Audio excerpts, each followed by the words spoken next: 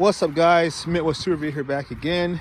As you know, I had a fundraising event last night. I guess I kind of call it that, but it's for the 58 GMC project that we're working on right now. Decided to let go some tools that I had in my personal collection that would help finance the things I need for my truck. And so it was a great way to get tools out to people who wanted, nice snap-on stuff for far less than what it would cost them to buy it off of eBay or Facebook or whatever. So I thank you to everybody who's purchased tools from me. Edtheoldtechguy. Let's see here. I had a couple people that were just viewers or subscribers that I've never dealt with before. They bought stuff. Larry Borkstrom bought stuff. Rajin Cajun bought stuff. I mean, so many people stepped up to buy tools to help support the project. So I'm very happy that you guys did it, and yeah, I just couldn't be more happy about that. What we got today is we went and picked up our GMC 22-inch takeoff or transport wheels. So if you guys are interested in understanding what we're going to do with these, there's a lot of videos out there. Go on YouTube, type in like GM transport wheel, and that should bring up a myriad of different videos that will show you what the plan is for these. I got a set of 4. We picked these up for $350 off of Facebook Marketplace this morning. So that money that we made on our fundraiser paid for these wheels. So these wheels were basically bought by the viewers and the subscribers of the channel. So once again, thank you. We are now getting ready to hop in the truck. We're going to be driving to Anderson, Indiana. We're going to pick up a set of wheels, or tires rather, for these wheels, which are 22, or they're 265 40 22s. And that's going to be the meat that we have on these wheels here, these rims. So I'm going to get in the truck. I'm going to hit the road. I'm going to kind of document stuff as I go along.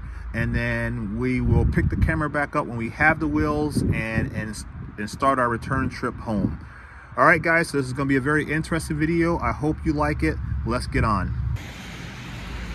All right, guys, so we got the tires now, 22-inch tires.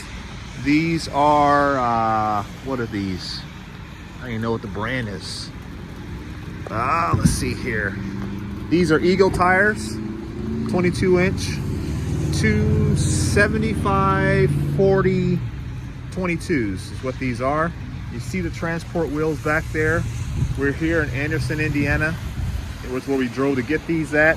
We bought used because, hey, I'm cheap and I got a certain budget I got to work within, but the tread is still pretty good. I don't know, maybe 3/8 of depth still left there. I'm not sure. I have to measure it when I get home. Really cool seller. So I'm happy to have these tires. Now we got tires, we got rims. We're gonna head back to the shop. It's raining like crazy here in Anderson, you guys can see. So we're gonna hop back in the rig. We're gonna go ahead and get moving, and then we'll pick this back up when we get to the shop, and I'll show you what we're working on today. What's up, YouTube? Well, I am back. If you watched the first part of this video, I showed you where we were going to get. We picked up our rims for the 58, then we picked up our tires for the 58. Now we've got both of them back home, and I'm going to bring them in and I'll show you guys what they look like, and you guys can check them out. So let me go ahead. I'm going to put this on cinematic mode or time-lapse mode or whatever it's called, get these unloaded, get them brought in, and you guys can check them out.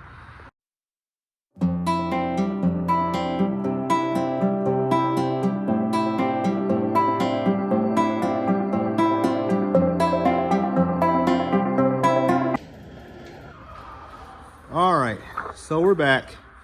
Let me go crack the door for a shop cat and see what's outside. And then it gets lost.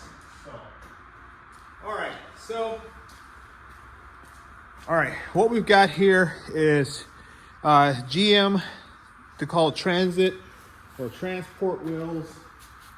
They're 22 by 9 wheels with the 6 lug pattern. I think it's a 6 by 5.5.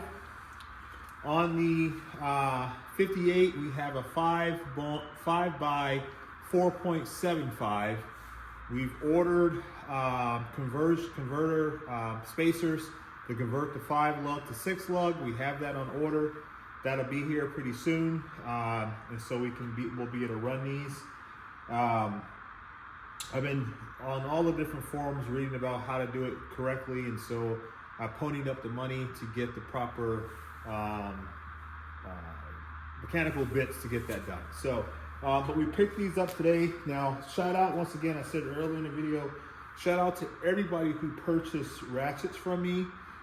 We had our fundraiser last night. We were able to raise more than enough money to get everything that you see here. So we've got our rims now, and we've also got our tires. And I'll take you guys over to see the tires real quick, and I'll give you a close-up of the rim as well. And I'll tell you what we've got planned. Sorry, the cherry picker's in the way. But here we got, gee whiz, chill out, tires. But here we've got, these are 275 40 22s. These are Eagle touring tires. We picked these up today from a guy in Anderson, Indiana, which is about an hour and 15 minutes from my house. So we went and got a set of all 4 of those. Really good tires. They came off of, I want to say, a 2023 or 2022 Cadillac Escalade. The guy had gotten new tires or different tires, different rims, etc., something like that. And I got these. So, really good set of tires, very, very minimal tread wear on them. And so we picked these up for $200, and we got our rims for $350. So all invested, we've got rims and tires for, what is that, $550? Yeah, $550. What we're gonna do on these, I'll show you guys in a different video. But essentially, we're gonna change the whole look of these wheels. I'm toying around with the idea of different colors, depending on what we end up doing. I'm gonna be getting some research done tomorrow, meaning that I'm gonna go to my local Sherwin-Williams paint store, and I'm gonna take them some color codes and see what they can do and what they can create for me.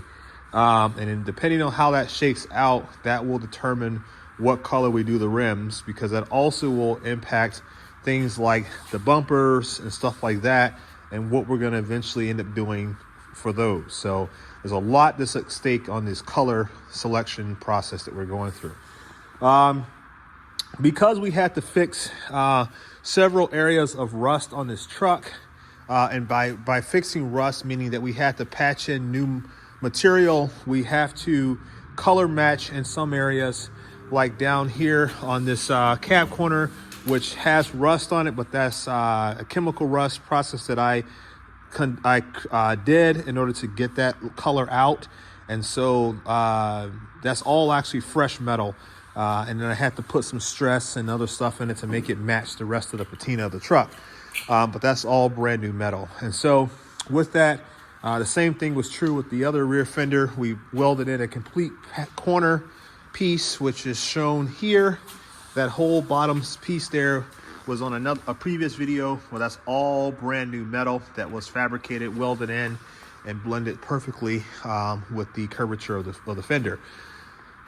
So that being said, I need that color green, or I don't really know what color this is. Is it blue? Is it green? What the hell is it? I don't even know. I can't tell. I really don't know. And even when I look at the original GM colors, I still don't know. So I guess it's blue. I don't know. Teal? I don't know. But anyway, we're going to try to see if we can get Sherwin-Williams to find that color and give us some paint that we can test on some of these spare fenders, or not really spare fenders, but the fenders that we cut metal out of. You can see here on this fender, I ended up cutting a square section. I actually buffed that out to a brilliant shine, and that's what I'm taking with me to Sherwin-Williams, because it's going to be better. I was talking with a couple other subscribers and they were suggesting that I use the paint code for the truck, which I don't know what the paint code is. Well, yeah, I do. I think if it's the right paint, so based upon the swatches that I have online, if that is in fact the proper color, then I do know the number. However, this is 65-year-old paint, and therefore there's been oxidation and other things that have occurred over the years. And so even if I had the proper paint code, I would not be able to correctly match the paint as it is right now. So the best thing to do is to buff out the paint to the shine that I'm going to try to achieve anyway, take that to Sherwin-Williams and have them custom match to what the paint is showing currently. And then we will, use it as we see fit. And so part of that will play into the wheel colors and other things as accent colors go. Not that they're going to go that green or the blue or whatever the color of the truck is. So that's what we get. That's what we got. So we now have wheels and tires. We have the hardware coming on Tuesday. I don't know. Depending on tomorrow, depending on how the color sampling goes, that will determine how quickly these wheels are going to get painted up and ready. I want the wheels on the truck because it will let me set the proper stance of the truck. We've already got the cab mounts welded in. We got the front cab mounts in. We don't have the back yet. And I'm kind of holding off doing that because I want to see what the wheels look like on the truck. So I want to see exactly how much space from, inside to outside we're going to have. I can already tell that we're probably going to have to modify this inner fender here a little bit to accommodate that size of wheel. The back has already been notched out in terms of the bed. I don't think that's going to be an issue, and we're going to be running, like I said, spacing blocks anyway, so that shouldn't be a problem with potentially running into the bed. But we do have to consider the inside length of the fender, and so there is, obviously so much room we can go with. We could probably take a dead measurement. Let's do that. Let's see if we can get a general idea of what that could possibly be. This is all. Where the hell is my tape measure at? My shop, I got to clean it up out here, but I know I say that all the time. You guys are probably like, dude, you say that every time we watch a video, and that I do say that all the time. But the truth is, I got to clean up out here. Oh, where is my tape measure? I waste so much time looking for shit. I know. Oh, Lord have mercy. I need to get some tape measures, guys. I need a tape measure sponsor.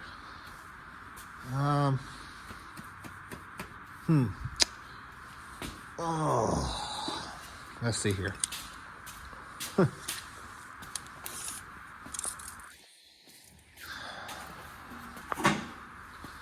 So we're using a metric tape measure. I'm going to call that 33 millimeter, something to that effect. Let me see here if I can get to the centermost portion of it. I'm going to say 33 millimeters from what would be theoretically the side of the bed to the outside edge of the fender. And these tires are going to be, I could do the math. I don't feel like it. Are going to be roughly 28 millimeters. Well, maybe that's not 20. Is that 26? Let's see here. 28. Yeah, 28 millimeter. Why does it show differently on the camera? That's weird. Oh, because I'm moving the tape measure. Okay, so roughly 28 millimeters. So somewhere between 27 and 28 millimeters. So that means theoretically I should have room, meaning that I would not be rubbing the tire on either the outside edge of the fender. Well, that's not true. That's not true, because I just thought about something. You have a lip in here, so we're gonna lose a little bit. What is that?